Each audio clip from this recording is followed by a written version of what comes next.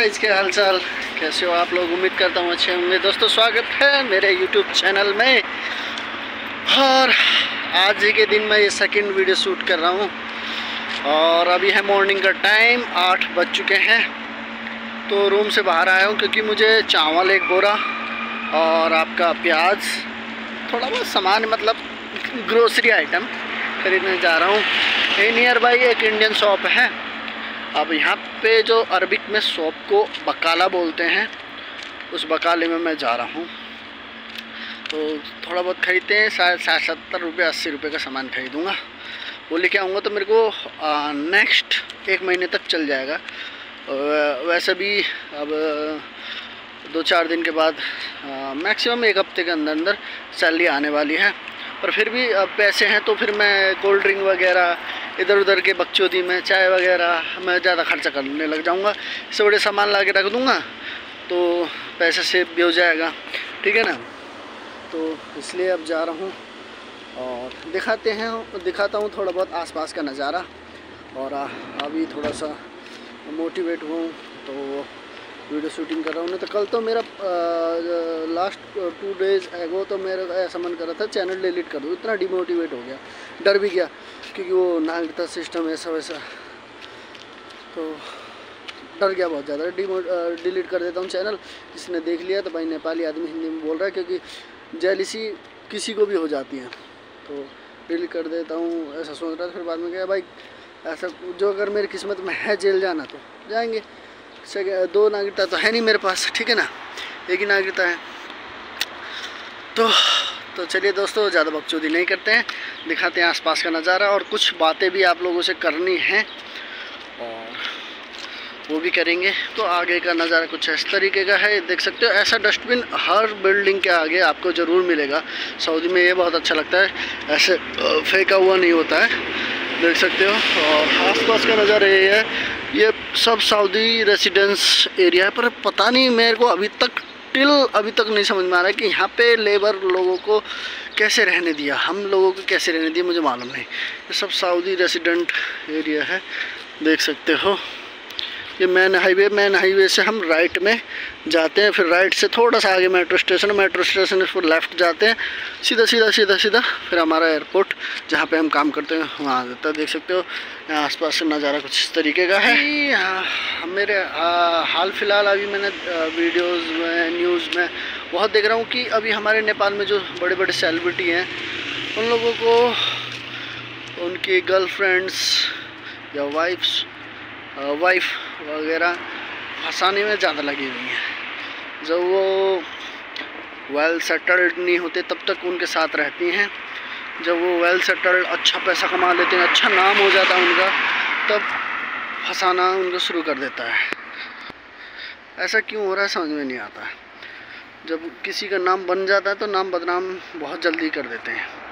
ठीक है, मैं मानता हूँ कि भाई मर्द है, थोड़ा बहुत फिसल जाता है, पर देखो ताली एक हाथ से नहीं बजते।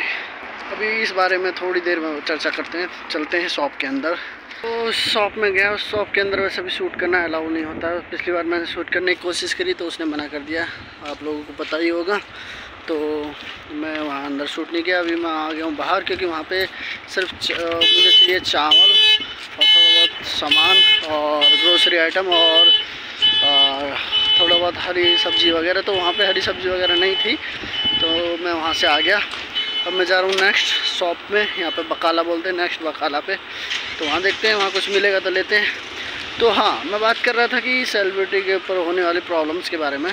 देखो, वो तो ना मेरी माँ की तरफ से ना मेरे बाप की तरफ से, पर जो एक फैक्ट है उसके बारे में मैं बात करना चाह रहा हूँ। अभी मैं कुछ दिनों से देख रहा था, पॉल शाह एक नेपाली एक्टर हैं, संदीप लामिछाने नेपाली क्रिकेटर हैं, बहुत सारी सेलिब्रिटी हैं, आधों का तो नाम भी नहीं पता। वो कह रहा है कि उनकी गर्लफ्रेंड उठ के आ रही हैं कि इसने मेरे साथ गलत किया, रेप किया, सेक्सुअली हरेसमेंट किया। और रिलेशनशिप में कब से रह रहे हैं, 10 साल से, 7 साल से, 5 साल से, 2 साल से। तो इतने दिनों से वो तुम्हें टच नहीं कर रहा है क्या? हाँ, तुम उठ के आ रहे हो अब, तब से तुम क्या पूजा कर रहे थे, ठीक है ना, तुम्हारे तब से क्या सो रहे थे। इससे क्या है कि और बाद में वो केस कर देते हैं, केस जीत जाते हैं और केस जीतने के बाद वो जेल जाते हैं सेलिब्रिटी। जा भी रहे हैं अभी। संदीप लामिछाने जो नेपाली क्रिकेटर हैं, बहुत अच्छा क्रिकेटर है, उनके बारे में प्रोटेस्ट हो रहे हैं नेपाल में। भाई उसने गलत किया, ये किया। भाई एक तरफा कभी ताली नहीं बजती, ठीक है ना। बिना धुएं के आग नहीं लगेगी, इतना गारंटी है भाई साहब। गलती दोनों तरफ से होगी, पर यह है कि भाई मर्द की जात है, फंसेगा ही फंसेगा, कुछ भी हो जाए। चाहे औरत भी गलत करे ना, फंसेगा ही फंसेगा। और बाद में पैसा ऐंठते हैं मोटा, उसके बाद फिर साइलेंट हो जाते हैं। पहले एक पॉल सा करके था, वो नेपाली एक्टर था, उसको फंसा दिया उसकी गर्लफ्रेंड ने 8-10 लाख 15 लाख में, पता नहीं कितने में। भाई अगर वो सच्ची है तो पैसे मत ले, उसको बोल कोर्ट को कि भाई मैं पैसे नहीं लूँगी, जिंदगी भर ये बंदा जेल होना चाहिए। तो पैसे लेने के बाद तू साइलेंट क्यों हो गई? और इतने दिन से तू 7-8 साल 10 साल 20 साल से अपनी गांड मरा, ये तो तब तक तू कहाँ थी? पैसे ऐंठने वाली बात है। और आजकल तो कितने सारे डिवोर्स फेक हो रहे हैं। जब तक वो बंदा गरीब है, जब तक उसके पास पैसे नहीं है, तब तक उस रिलेशनशिप में बच्चे हो गए, ठीक है ना। कितने नेपाल में भी और इंडिया में दोनों में ही ऐसा हो रहा है। पता नहीं ये वर्ल्ड कहाँ जा रहा है। डिवोर्स करते हैं, आधी संपत्ति ले लेते हैं, उसके बाद माँ चुदा है वो, फिर लड़कियां दूसरे से शादी कर लेती। पर नेपाल में भी सिस्टम अच्छा कर रखा है। अगर फॉर एग्जांपल आपने डिवोर्स लिया और आपको संपत्ति मिल गई, पर आपने दूसरी शादी नहीं कर सकते। लड़की दूसरी शादी नहीं कर सकती, लड़का कर सकता है, क्योंकि उसने तो संपत्ति दे दी, उसे क्या है। और लड़की दूसरी शादी नहीं कर सकती। और वो दूसरी शादी करेगी तो उसको जो उसने पहले वाले पति से प्रॉपर्टी हासिल की है, वो सब उसे रिटर्न करना पड़ेगा। पूरा का पूरा 1 रुपये भी बिना रखे पूरा रिटर्न करना पड़ेगा। ये अच्छा नियम बना रखा है। नहीं तो यूएस के जैसा सिस्टम करो कि भाई शादी करने से पहले, लव मैरिज हो या अरेंज हो, शादी करने से पहले कोर्ट में जाके एक एग्रीमेंट होता है कि हाँ इन फ्यूचर डिवोर्स हो जाता है, या मेरे कारण से या उसके कारण से, चाहे मेरी गलती है चाहे उसकी गलती हो, लड़का कुछ भी 1 रुपये की प्रॉपर्टी नहीं देगा। दोस्तों अभी आगे बकाले के अंदर दिखाता हूँ थोड़ा बहुत नज़ारा आपको। दोस्तों इस पीछे वाली उसमें भी बहुत महंगा मिला, हाँ, तो वहाँ से भी आ गया हूँ। अब आगे थोड़ा चलता हूँ। अब आप लोग सोच रहे होंगे ये मैंने पट्टा क्यों बना रखा है, कि इसके अंदर है, ये मेरा एयरपोर्ट पास है, इसी के अंदर मैंने यहाँ का जो रेसिडेंट परमिट है वो लगा रखा है। क्योंकि बिना इस रेसिडेंट परमिट के अगर मैं घूमूंगा, बाई चांस पुलिस ने पकड़ ले तो बहुत लफड़ा हो जाएगा। पहले इस टॉपिक को भी मैं बताता हूँ, पहले पुराना वाला टॉपिक ख़त्म करते हैं। तो अमेरिकन की तरह लॉ बना देना चाहिए कि ठीक है, मुश्किल नहीं है, आप डिवोर्स ले रहे हो, लड़का को 1 रुपये आपको वो बोलते हैं ना, क्या बोलते हैं उसको, हिस्सा नहीं देगा। ऐसा सिस्टम होना चाहिए पूरे वर्ल्ड में। क्योंकि क्या है कि जैसे अब मैं जो रेप हुआ है, ये दुराचार हुआ है, जो जेन्युइन औरतें पीड़ित होती हैं ना, उनकी बाजी दब जाती है। क्योंकि फेक इतने ज़्यादा हो रहे हैं कि जो जेन्युइन है ना, उनकी बात भी दब जाती है। जो जेन्युइन औरतें अपने पतियों से पीड़ित है ना, जेन्युइन है जो, उनकी बातें दब जाती हैं ऐसे उनकी वजह से। क्योंकि सब लोग समझते हैं कि ये भी फेक कर रही है, ये भी ड्रामा कर रही है। और जो जेन्युइन डिवोर्स होता है, मर्द की वजह से जेन्युइन डिवोर्स होता है। ऐसी बात नहीं है कि मैं मर्द हूँ तो भाई मर्द की ही तारीफ़ करूँगा। जो मर्द की वजह से जेन्युइन डिवोर्स होता है ना, उसमें भी सबको ये लगता है कि और इस औरत ने कहीं और चक्कर चला रखा होगा, पैसे ऐंठने के लिए अपने पति को फंसा रही है, ये हो जाता है। तो भाई गवर्नमेंट को ही कुछ करना चाहिए, क्योंकि पब्लिक तो नहीं सुनने वाली। पब्लिक तो उसको फ्रॉडपंती में मज़ा आता है, तो फ्रॉडपंती करेगी। तो पब्लिक तो नहीं सुनने वाली, मुझे तो नहीं लगता। तो गवर्नमेंट को ही कुछ स्ट्रिक्ट कदम उठाने चाहिए।